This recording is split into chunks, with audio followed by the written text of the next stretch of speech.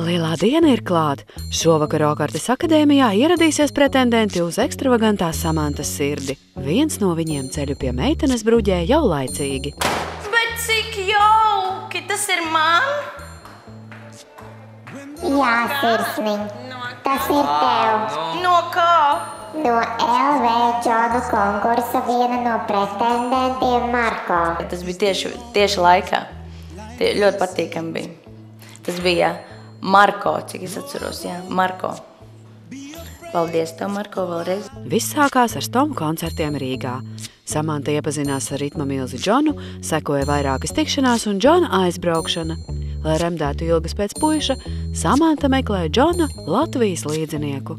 Bet kā iet to Džonu konkursu?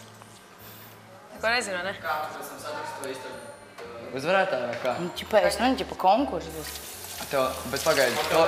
Žūrijā, kur pašai. Nu jā, Pēdējā labu sākumu, jā? Un es būšu žūrijā. Pēdējā kārtā, tad tev jābūt Pēdējā kārtā vajadzētu būt žūrijā tev. Nu jā, viņam jāspēj man skaitīt pārsteigt. dzeju Vai vienalga. dzēju vai stompot, nezinu. Vai stompot, vai nezinu, jā, tur čist. Kaut ko jāizdomā. Rādīt teātri. Vai nu teātri, vai nu lasīt dzēju, bet tas ir interesanti, ne? Jā. Tas ir ļoti.